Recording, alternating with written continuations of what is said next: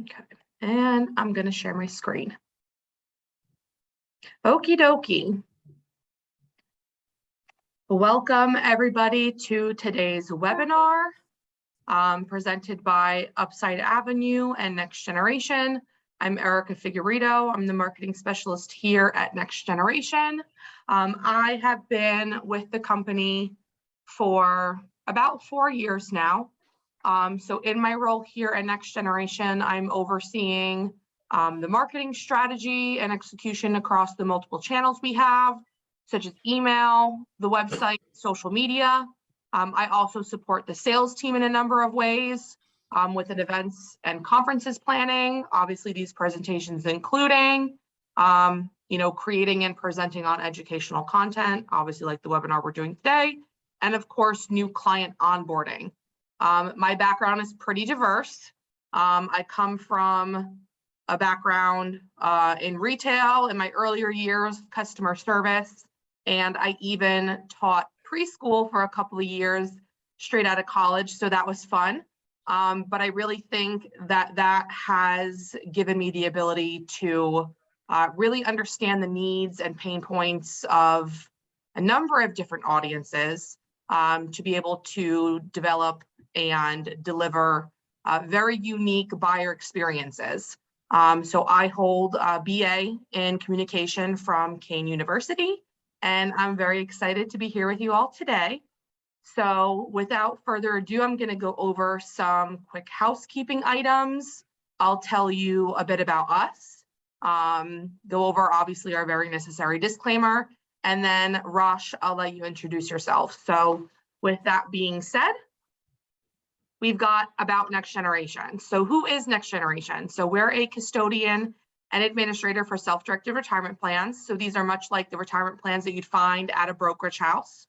Your traditional IRA, Roth IRA, SEP, Simple, Solo K, even HSAs and ESAs can all be self-directed. The big difference obviously being the types of investments that you can include in your account. So at your typical brokerage house, you can invest in things like stocks and bonds, mutual funds, really anything that's publicly traded. Self-directed IRAs, on the other hand, will allow you to invest in alternative assets, so non-publicly traded assets.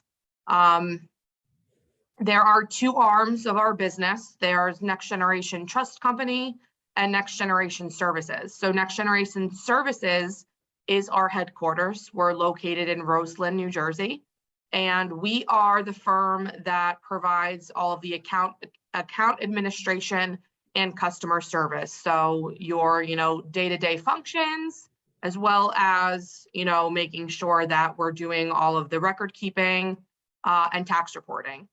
Next Generation Trust Company is our licensed and chartered trust company, which is located in Sioux Falls, South Dakota. So on to a very necessary disclaimer about what we don't do. We are not a fiduciary, so we do not provide any financial advice, investment advice, legal advice, tax advice. We also do not review the merits or legitimacy of any investment, nor do we endorse or recommend any companies, products, services, or investments. So with that being said, everything provided on today's webinar is going to be for educational purposes only. And obviously with that, we encourage you guys to consult with your trusted professionals prior to making any investments. So obviously on today's webinar, you'll see it recorded. If you do have any questions during today's presentation, you can find the Q&A tab on your control panel, which is most likely on the bottom of your screen. And all other, chatter, banter, conversation can go in the chat box, which you'll also find in your control panel at the bottom of your screen. I encourage you guys to use that, talk amongst yourselves. Let us know why you're here, where you're from, who you are, really anything that you'd like to share. And we really want to keep this webinar very fun, very engaging, and definitely educational. So with that said, I'm going to pass off the reins to Rosh, who can introduce himself really quick, and then we'll get into the meat and bones. So Hey, Ross, thank. tell us a bit about yourself. Yeah, definitely. I'm with Upside Avenue, which is a non-traded real estate investment trust. That just means no, non-traded just means that we're not publicly traded on any major a national stock exchange, but you can buy shares of our REIT directly through our website.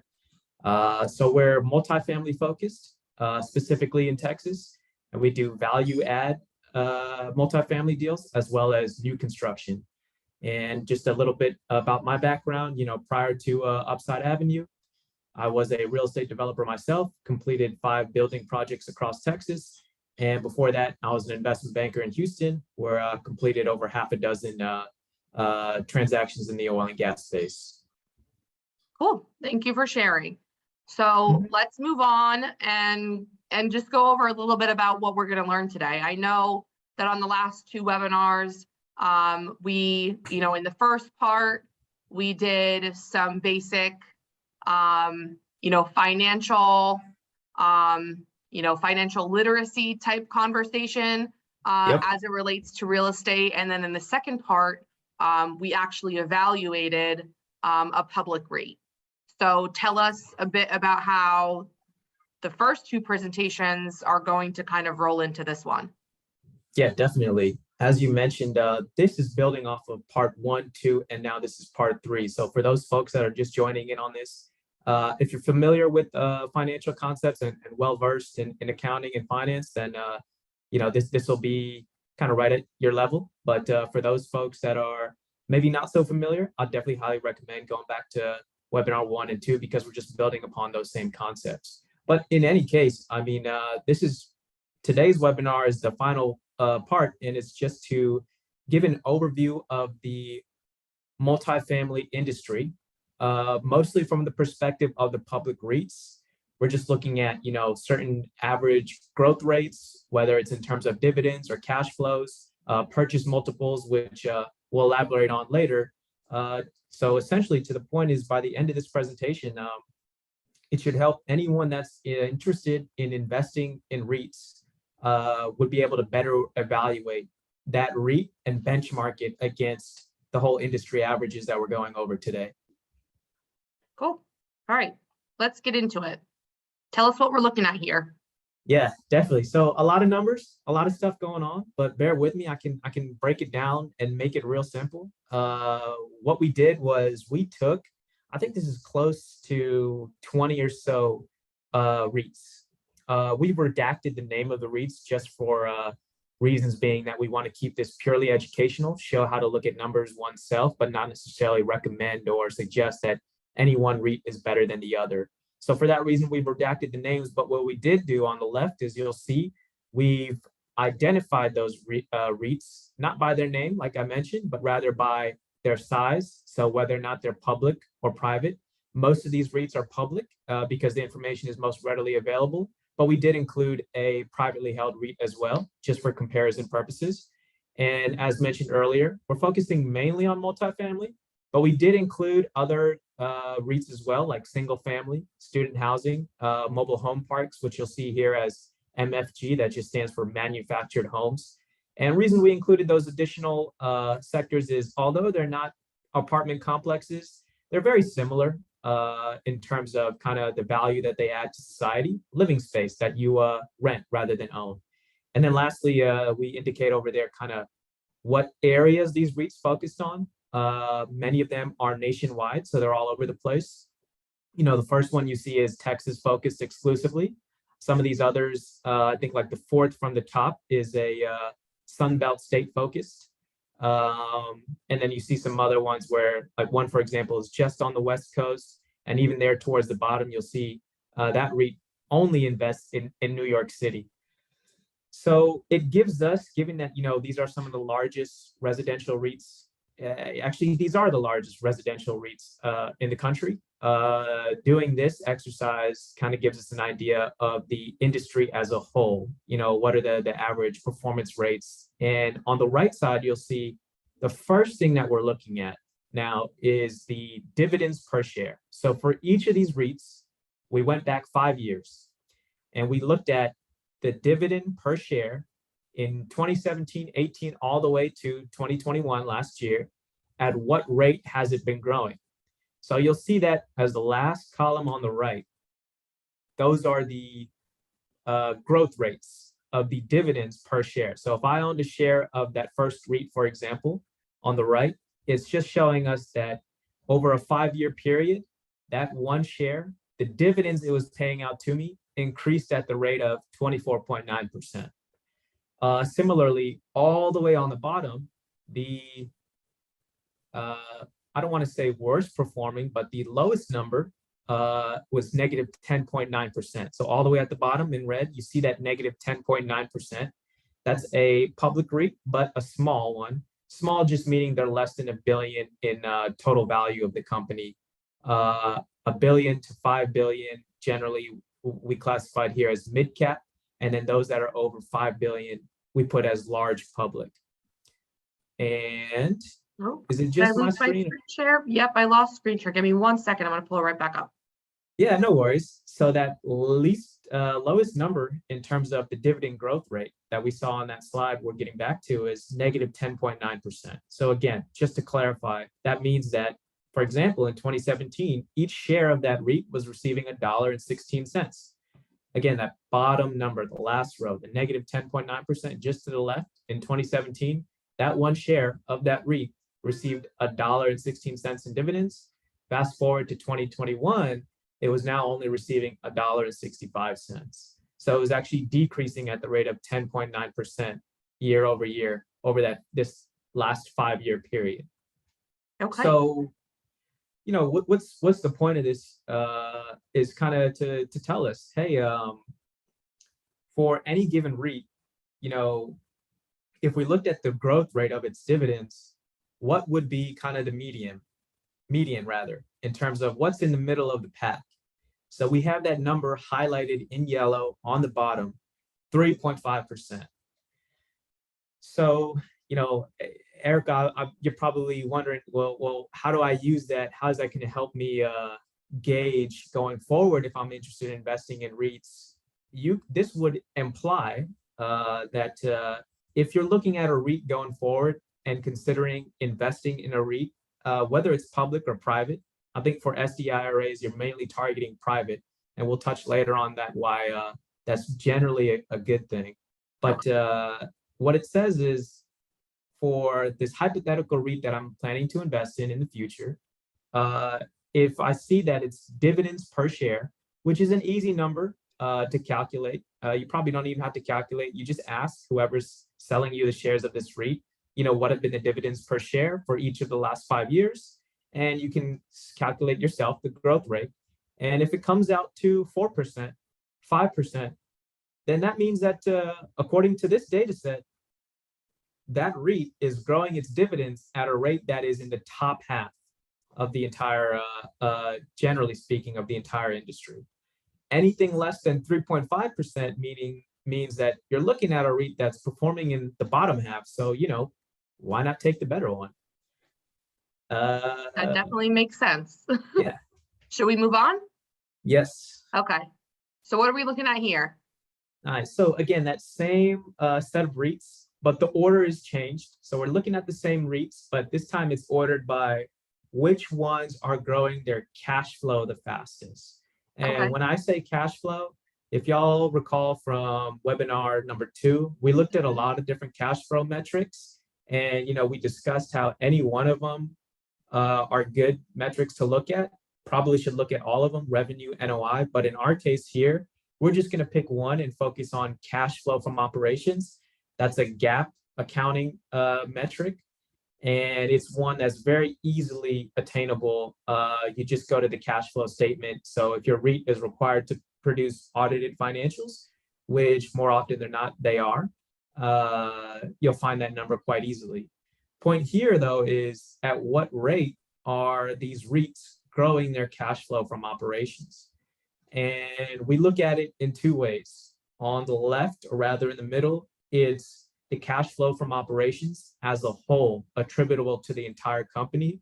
On the right, all we did was take that cash flow, that amount, that dollar amount, and divide it by the number of shares outstanding. So now we're looking at that cash flow on a per share basis. And this builds upon that concept that we discussed in webinar 2, the risk of dilution. So that risk that the company is growing cash flow, but they're also bringing in so many more shareholders to the point where cash flow per shareholder is not necessarily growing.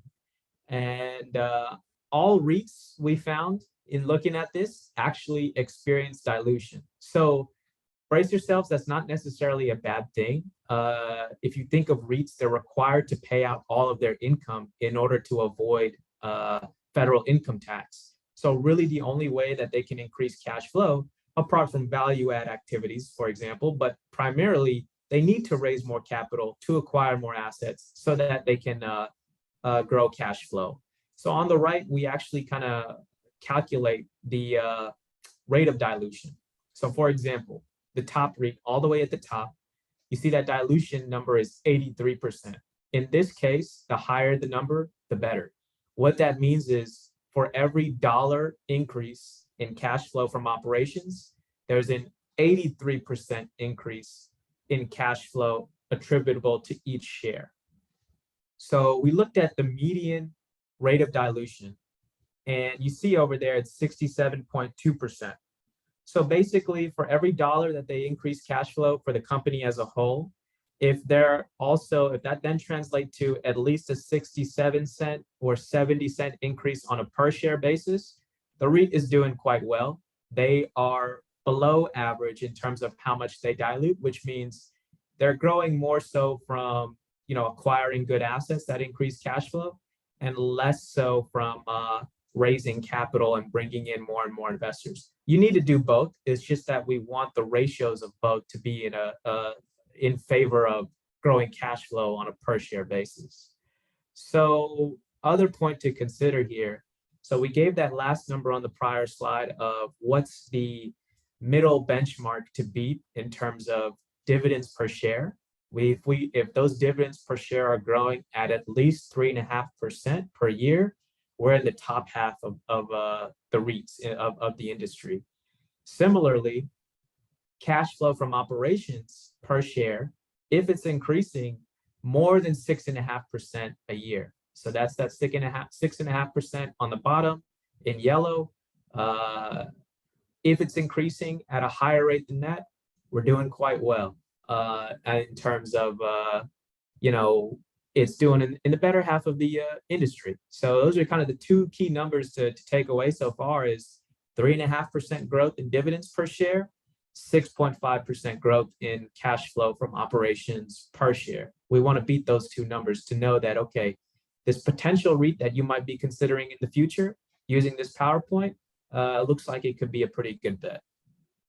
Cool. So a quick follow-up question. I know in parts 1 and 2, we talked a lot about the numbers and how to evaluate those numbers. So as we're going through this, do you have any tips for the people in the audience or the people that may be watching this later about, certain terminologies that they want to kind of be aware of, or just generally like what things should they be jotting down? So yeah, I'll actually break it down in another slide. I'll give you 5 numbers, five numbers. But no, this is a great question, and I would also add to that. You can. I'm happy to share this PowerPoint with anyone who emails me, and this PowerPoint is actually very useful. I actually made it for myself. I'm personally a REIT investor, so that's one thing. But yeah, let's take a look and hold that question. And by the end, hold me against whether or not I've answered it or not. Okay. So with that question, with that question in mind, how can we break it down? Let's get straight to the point now. So this is the second to last of our slides, and this is where I'm just putting everything together. So first, let me just overview some of the concepts that we discussed, and then apply it to this chart. So again, we're looking at all those REITs out there, public and private, multifamily, but we've got some other ones around there. You look at that column that's in yellow, the highlighted column that says share price. The price is a little bit hidden, but it says share price. And that's as of yesterday's price. So these are the actual stock prices. And we look at those stock price as a multiple of the cash flow attributable to each share. So to make it more relatable to understand that concept, I think everyone's familiar with NOI. If not, check out webinar 1. We went over it in detail, but net operating income, or rather, sorry, the cap rate.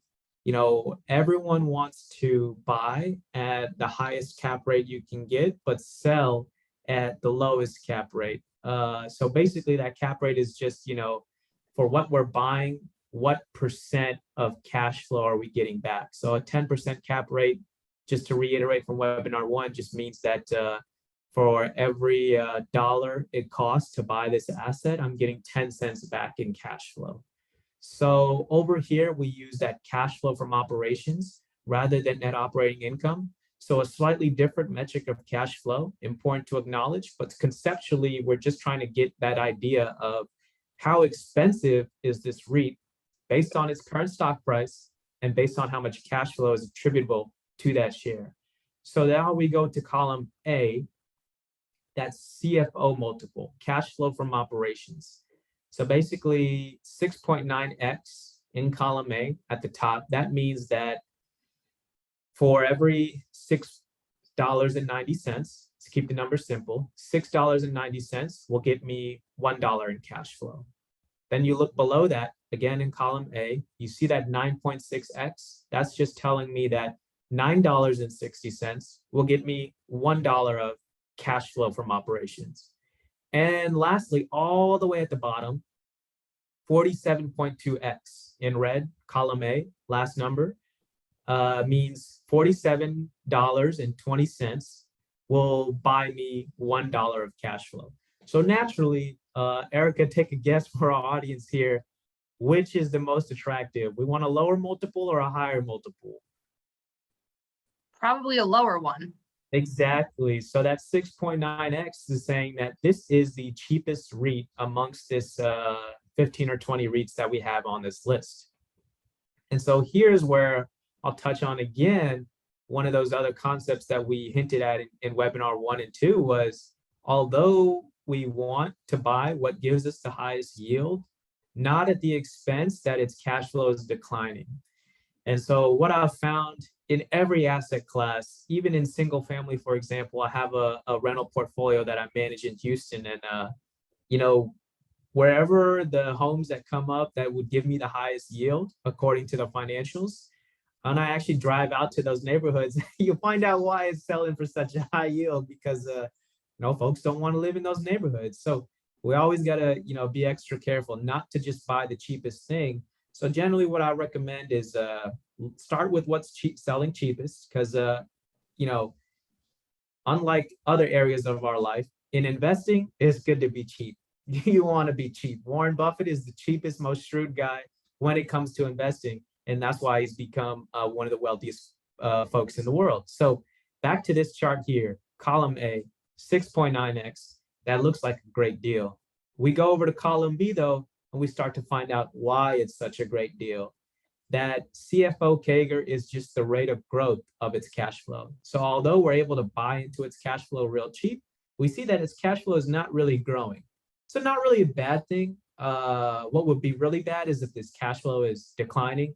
So go one REIT below, row 2, you see that that's cash flow is declining at the rate of 20% a year. So no matter how cheap that is, I don't want to touch it. But go back to the first row. All right, it's cheap. That's good. Its cash flow is not necessarily growing. 2.4% really isn't that big of a deal, but it's not necessarily declining. So, okay, hang on now. This could still look like a good deal.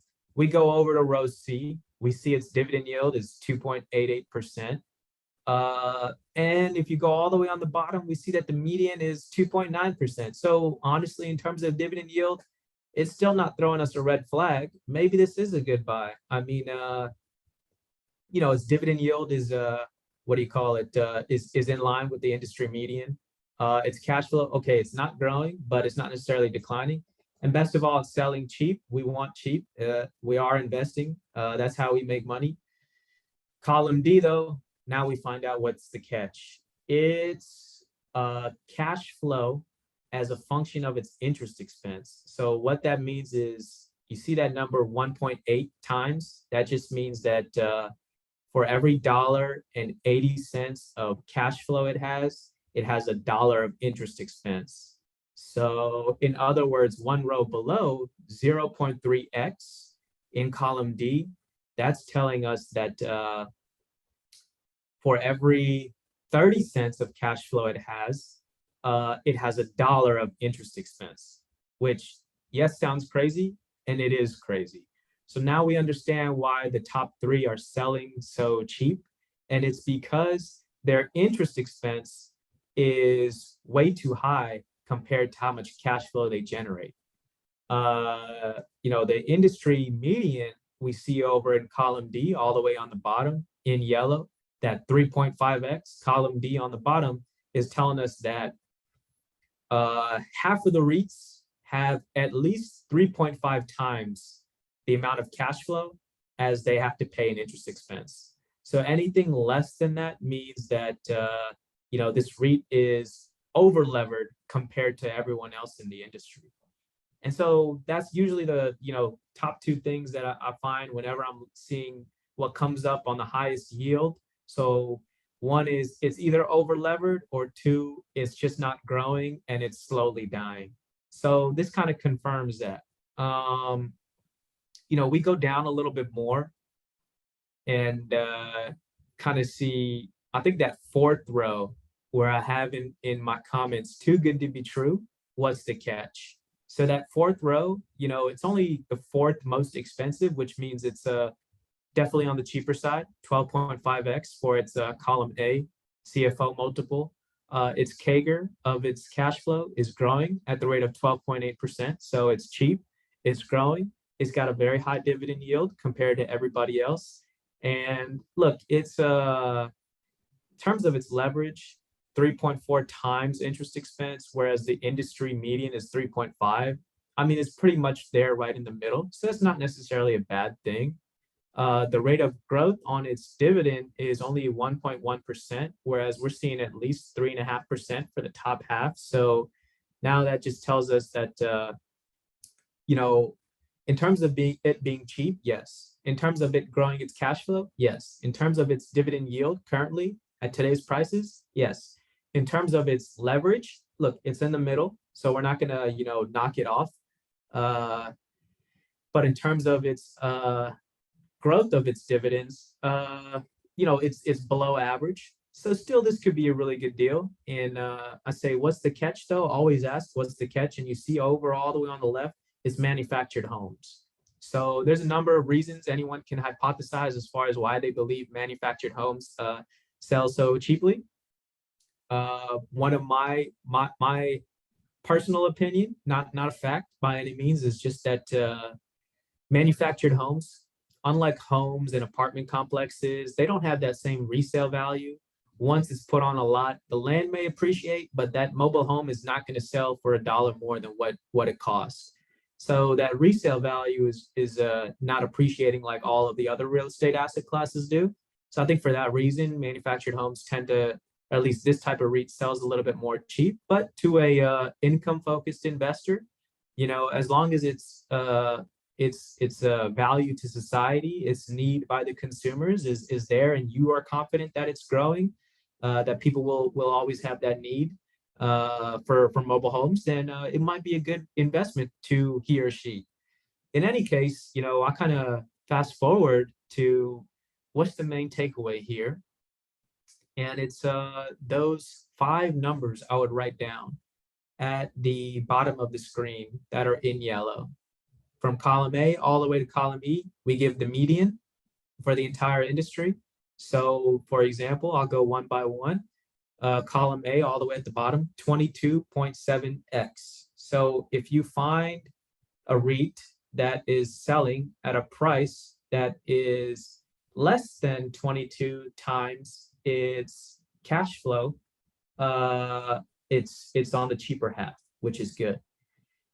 Now moving to column B, 6.5%. If you find a REIT that is growing its cash flow from operations at a rate higher than 6%, it's on the top half of the REITs. Now column C, the dividend yield. If its actual dividend yield at the price that they are offering it to you is higher than 2.9%, it's in the higher half of the REITs in terms of the yield that it's giving you. Column D, 3.5x. If it has more than 3.5 times cash flow worth of what it has to pay in interest expense to the bank, it is underlevered compared to the second half of the industry being overlevered. And lastly, in column E, 3.5%. If they're growing their dividends at a rate higher than 3.5% per year on a per share basis, it's on the top half of the REITs and their performance. And I'll touch one other point on this slide. And anyone that has any questions, please put them over in the chat. But, you know, you see kind of, there's one thing on here about private versus public. And I think one of the things that we find is that, or rather, I think we'll touch on it on the next slide. So I don't know, Eric, if there are any questions, and then I'll go on the next slide. No questions right now. Awesome. Move on. Yeah, so this is what I was hinting at just now, was private versus public. And yeah, so exactly why I wanted to save that discussion for this live, because we actually have the data to back it up. Look, I always tell folks, you know, they ask, is private better than public? And I always say it depends. It depends on the price that they're offering you. It depends on what assets they own. It depends on the management team, their strategy. It depends on the capitalization of the company, things of that nature. But generally speaking, we look at the data over here on that chart on the top right of the screen. There's a blue line, which are the private REITs, and that's their yield historically, going back all the way to 2006. This is a 10-year frame. And then there's a red line, which is that same number, but for the public REITs. And it's just showing us that historically, the private REITs have produced a higher yield for their investors. So I mean, again, many hypotheses as far as why, generally speaking, historically, private REITs have outperformed public REITs. My personal hypothesis, by no means a fact, is you know, I kind of look at it like tech companies. Even though we're talking about real estate, there's a life cycle of any company. When it first starts out, generally they grow at faster rates, and then when they mature and get to a certain size, they're not able to grow at the same rate that they were when they first started out. For example, Amazon today is not growing at the same rate they were in the 80s or 90s. It's just physically impossible for them to go and do so. So basically, this is also kind of hinting at another trend that's going on, where folks are getting higher returns in the private markets because they're smaller companies. Same holds true for REITs. The REITs in the private markets generally are going to be much smaller than what you have in the public markets.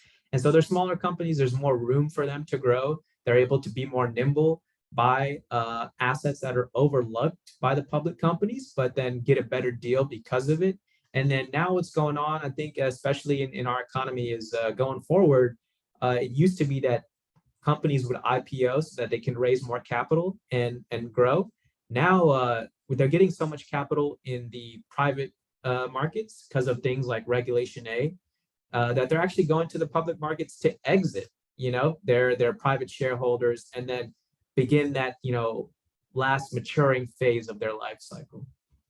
Another point I want to summarize is lower multiples, but at what risk? So that's just touching on what we had found earlier, where you'll find low purchase multiples, which is translated another way, high cap rates to buy into, but just buyer beware. Why is it selling cheap? Is it because it's over levered? Is it because it's not growing and slowly, you know, dying in cash flow? And then lastly, another point to summarize is yield versus growth. I always say, how about both? So it used to be folks had a stock and bond portfolio, Me personally, I have stocks and REITs. Reason is we gravitate towards bonds because of their safety, their stability, and they produce income and security of the principal. But now that we're in this hyperinflationary environment, which doesn't seem to be slowing down anytime soon, um, those bonds are really losing a lot of their value due to inflation. So REITs have become this, you know, wonderful alternative. According to my opinion, each person has to make their own decision because they provide that income, but at the same time, real estate traditionally keeps up with inflation. So you can get both yield and both growth in the stock price with REITs. Okay. Thank you, Rosh. That Yep. was very, very informative, very educational, and I hope it helps out a lot of people. I don't see how it can hurt. Yes. So, And I want to emphasize informative and educational, looking at data, sharing the historical stuff, but by no means, making any investment recommendations. Always consult with your financial advisor or appropriate professional and do your own due diligence.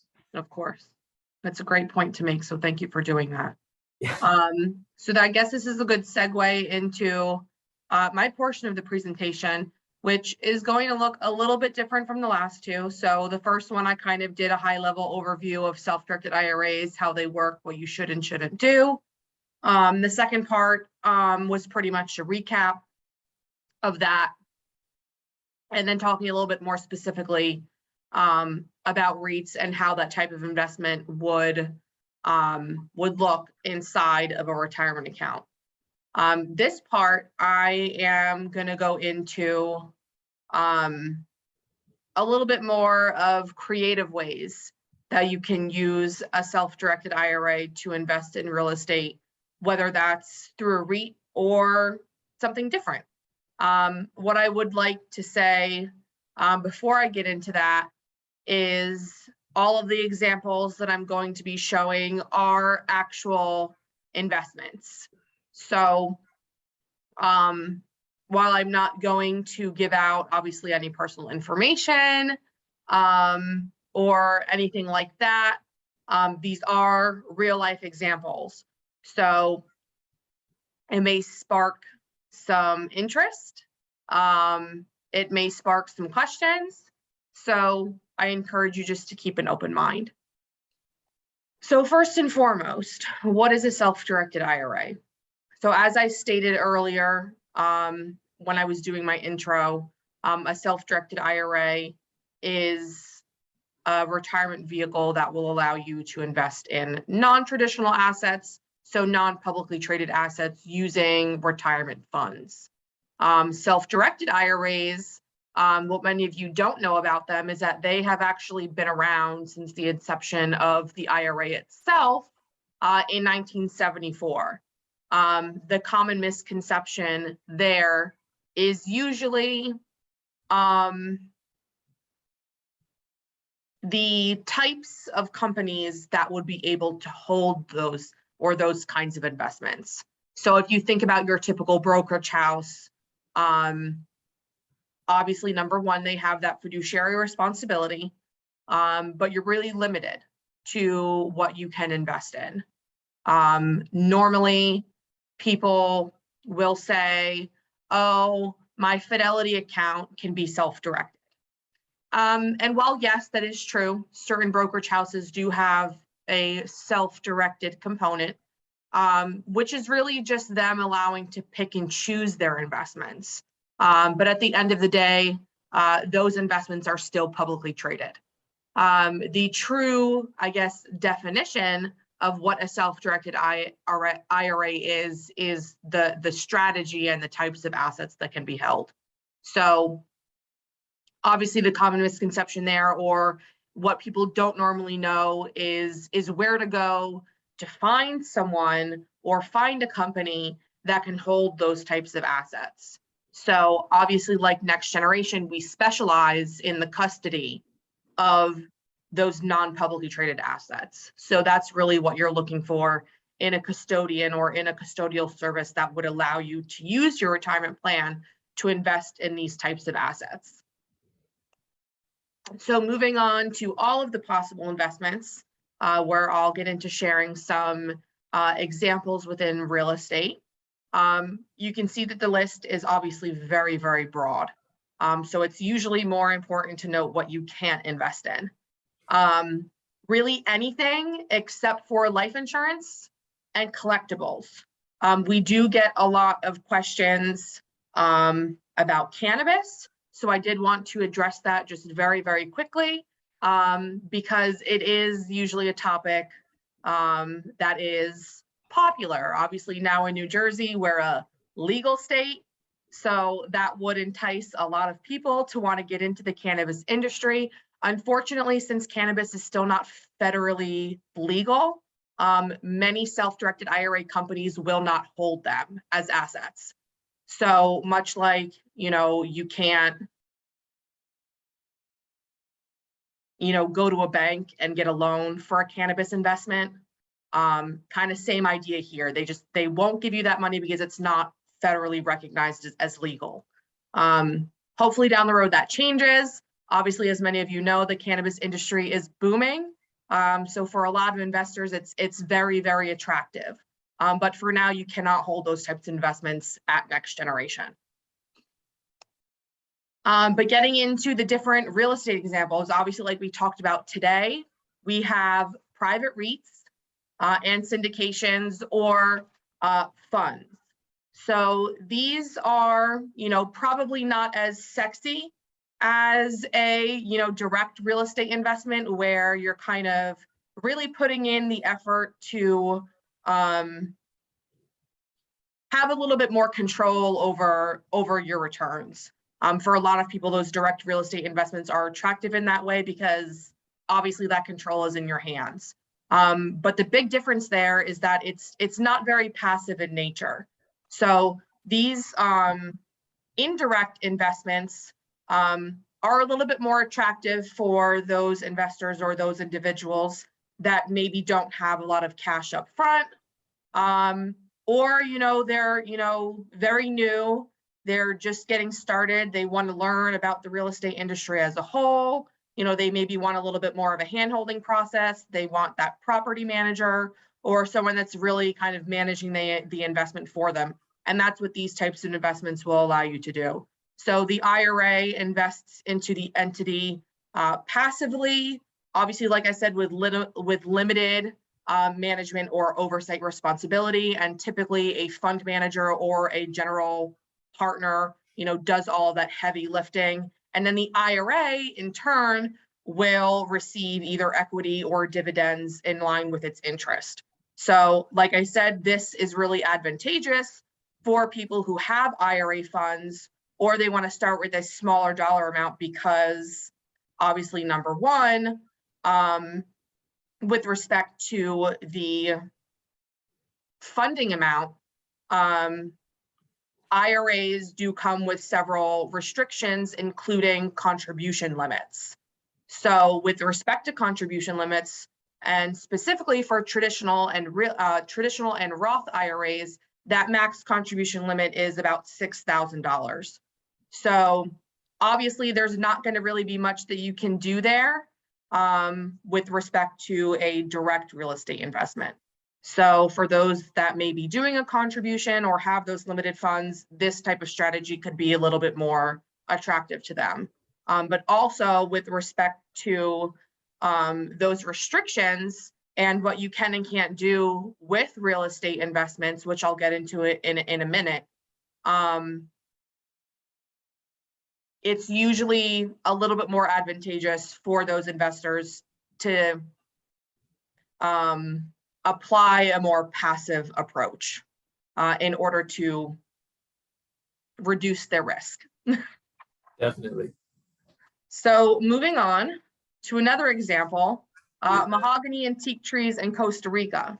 So we have a client, I don't want to say we have a client, but we know of a client who found a company that runs a tree farm in Costa Rica, and they actually sell rights to those individual trees.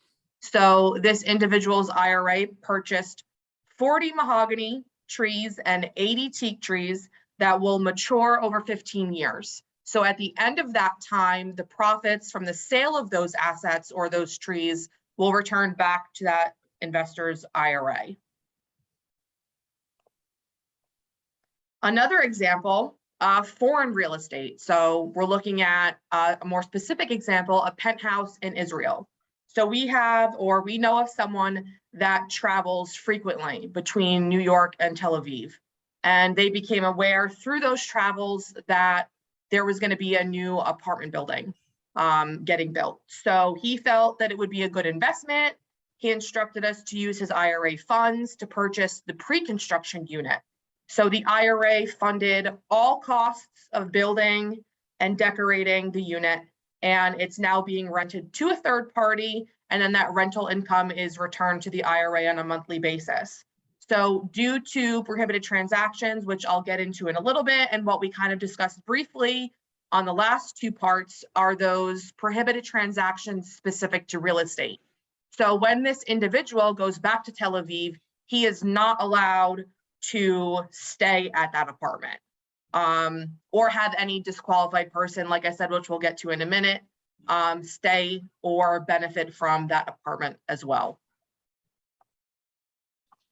Moving on, we have natural gas rights. So in this example, natural gas deposits were discovered in several parts of Pennsylvania and New York. So this client used his IRA to purchase rights to gas deposits on a specific piece of property owned by a third party. So the IRA, through the account administrator, like Next Generation, then contracted with a natural gas drilling company to collect the resources and resell it with the profits going back to the IRA. So natural resources and real assets like natural gas rights tend to bode well during those inflationary periods, which obviously are affecting all of us today. And then our final example is secured loans. And you're probably wondering why I have a picture of a brick pizza oven up here, but I'll tell you that it's definitely relatable. So in this example, or I should say to preface this example, many clients will also use their self-directed IRAs to provide loans for a various number of projects. So you can use your own IRA funds like me. If I had, 50 grand laying around and someone needed it, I could lend that money through them either through a secured or unsecured loan, which kind of acts as a note. So in this case, the loan was to a pizzeria. So since the business itself, the owner was renting the location, he couldn't use the property as security for the loan. So instead, he used the commercial pizza oven within his pizzeria as the collateral, and then he made monthly payments back to the IRA that provided the funds at an interest rate that served both the lender and the borrower pretty well. So in all, there's definitely a lot of different creative ways that you can use your IRA funds that may, relate back to real estate in some shape or form. So moving on, we're going to discuss, obviously, the most important kind of concepts that are very important to understand about these types of accounts, and that's prohibited transactions. So a prohibited transaction by definition is a transaction between a plan and a disqualified person that is prohibited by law. So we're going to get into some details about the specific types of people, also known as disqualified persons, that are prohibited from transacting with an IRA. And to preface this list, I wanted to go over the different types of prohibited transactions. So there are 3 different types of prohibited transactions. One of them is called per se, and that would be a transaction, a direct transaction with one of these disqualified persons. There's also extension of credit, which is basically lending or guaranteeing a loan, either personally or through a disqualified person. So for example, I have a real estate investment and I need an extra 50K. I cannot get that 50K by going out to a traditional, mortgage house and personally guaranteeing a mortgage for that property. I also can't go to any one of these listed disqualified persons and request that money from them either. In most cases, the only way that you would be able to leverage property or leverage an investment if you needed extra cash would be through a non-recourse loan or a non-disqualified person. And then that third type of prohibited transaction is called self-dealing. So it's basically just an indirect benefit from the IRA's investment personally. A good example of that would be, by this example of all the disqualified persons listed, the IRA holder itself, so you. So let's say that I have, I'm trying to think of a good example. I'm just going to make this very general, just to kind of understand it in very basic terms. I have an investment, and let's say that this investment is into an entity that I am somehow involved in. I would not be able to pay myself a commission for any of the services that that entity offers, as it would be an indirect benefit to myself personally on behalf of my IRA's investment. So hopefully that makes sense, but that's really the best way to think about it, is that you cannot personally benefit from that investment immediately or try to get any sort of immediate gratification personally, as these types of investments are really designed to benefit you into retirement. So for the setup process and timeline, this is basically just a high-level overview of what we discussed in the last 2 parts. Our basic line of thinking is don't put your cart before the horse. And if you know that you'd like to make an investment using an IRA, it is always wise to have that IRA opened first and foremost. So typically the process, we like to say very conservatively, will take about 1 to 6 weeks. We have 1 to 2 business days for the account opening process itself. So that's when you're completing all of that application paperwork, and then you're receiving your account number. Funding the account is kind of the bulk of that time frame. And obviously, again, very, very conservative, very broad timeline that we're providing, because it can take as little as a week. It could take as long as 6 weeks. So that's really dependent on the method in which you're funding. So you can do a contribution like we talked about earlier, which is usually the shortest time frame. And then you have transfers and rollovers. So transfers are coming from an existing IRA, and rollovers are typically coming from an employer plan like a 401k. So with that said, all of that is usually dependent on the custodian that is releasing the funds, and whatever their timelines, processing times, review times, whatever that may be, is, will obviously affect that timeline. And then you have, the opportunity to make your investment. And that will take anywhere from 1 to 2 weeks. So we have a 2 to 5 business day review time, where we're reviewing all of the investment documents to make sure that they are following the guidelines that the IRS imposes on self-directed IRAs and IRAs in general. And that really is to what we uphold as a custodian, what we're required to uphold as a custodian, that is to protect the tax advantage status of our client's accounts. So we don't want them doing a prohibited transaction. So we're reviewing those documents just to make sure that a prohibited transaction is not going to occur. And then obviously we have a 2 business day processing time for actually processing the investment. So with respect to REITs specifically, this is also something that I reviewed on the last part, which I'll go over again.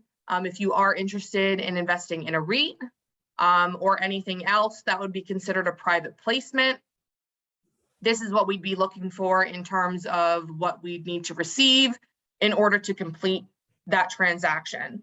So internally, on behalf of Next Generation, we're going to request a bi-direction letter, a private placement instruction letter, a private placement advisory notice, and then a method of payment for that transaction. And if it is a wire or ACH, we're going to provide those instructions as well. And then on behalf of the investment, which are the supporting documents, we'll ask for the LLC operating agreement. We'll ask for a certificate of good standing or articles of formation, a signed subscription agreement, and then a private placement memorandum, or what is typically known as a PPM. So our office is going to sign all of these documents on behalf of the IRA as the investor. And in regards to those examples that I provided earlier, this may not always be the same structure. So you really want to understand how the investment is structured first before requesting those documents from your custodian, as it will depend. So if it's a note, we have specific requirements for notes. We have specific requirements for private placements. We have specific requirements for direct real estate investments, so on and so forth. So it's really important to ask your custodian what it is that they're going to require of you. And with that being said, that's all I've got for today. So I want to thank everybody for joining. If you have any questions or if you want to learn more, please contact us. We don't have any questions at this time. So I, number one, want to thank everyone for joining. I want to thank Rosh for joining. It's been a very, very, very informative series, and I'm really glad we did this. Yep. And then, of course, if you want to get in touch with Rosh, we've got his email address here and a really great offer for you guys. So Rosh, before we jump off, why don't you tell us a bit about what you're offering for everyone joining today? Yeah, just reach out, rwadera@upsideavenue.com on the bottom of the screen over there. Let's connect. And we've got a ton of educational, informational stuff just to help folks become better investors on their own. And happy to share those guides like the one that we're showing over here. Okay, awesome. So with that being said, that concludes today's presentation. Like I said earlier, we host these webinars monthly. So we hope to see you on the next one, and I hope everybody enjoys their day. So All right, thank for you, Erica. now. Yep, thanks.